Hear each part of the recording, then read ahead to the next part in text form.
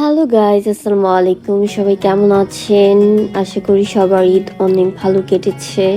আলহামদুলিল্লাহ, আমাদেরও ভালো কেটেছে। বাট এত পরিমাণ গরম গ্রামে যে ঈদের দিন একদমই বের হতে পারিনি। আর নর্মালি কোরবানি ঈদে সবাই ব্যস্ত থাকে, ঈদের দিন বের হতে পারে না। এটা ছিল ঈদের দ্বিতীয় দিন।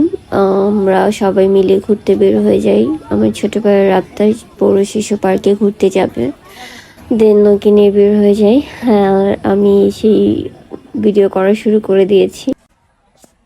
তুমি ভাইয়া পার্কে কি করবা বলো? কি করবা পার্কে এসে? কি করবা? রাইড দিবা? কিসে শুরু পাবো? নাগরদোলা আর কি?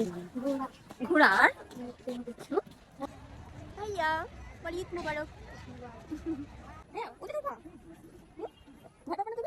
দেন আমরা নাগরদোলা টিকিট কেটে নিলাম। এত পরিমাণ গরম আর ঈদের সেকেন্ড দিন হতে অনেক বেশি ক্রাউডেড ছিল। সো কিছু করার নেই, কিন্তু ব্যাড লাক, আমরা যখনই সিরিয়ালে এসেছি তখনই কারেন্ট চলে যায়। আবার জেনারেটর আসতে আসতে অনেকটা সময় লেগে যায়। আমরা অনেকক্ষণ ওয়েট করে অবশেষে উঠতে পারি। সো নাগরদোলায় উঠে আমার ভাই মহা খুশি।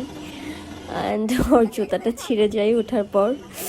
তো উপর থেকে অনেক ভিউটা অনেক সুন্দর লাগছিল। কেন জানি ছোটবেলায় আমি নাগরদোলায় উঠতে পারতাম না। একবার উঠেছিলাম, অনেক ভয় পেয়েছিলাম। এখন কেন জানি সেই ভয়টা কেটে গেছে, এখন আর ভয় পাই না। আর আমার ভাইও একদমই ভয় পায় না, সেও খুব মজা নিচ্ছিল। দেখেন আমরা কত উপরে। কি অবস্থা বলো? মাথা নষ্ট। কি মজা। তো সবশেষে নৌকা ভ্রমণ শেষ করতে করতে অলমোস্ট সন্ধ্যা হয়ে যায়। দেন আমরা বাসার উদ্দেশ্যে রওনা দিই। সব মিলিয়ে দিনটা অনেক সুন্দর ছিল, একটা মেমোরেবল ডে ফ্যামিলির সাথে। সবাই ভালো থাকবেন, সুস্থ থাকবেন, এবং এই দিকে কোথায় ঘুরলেন অবশ্যই শেয়ার করবেন।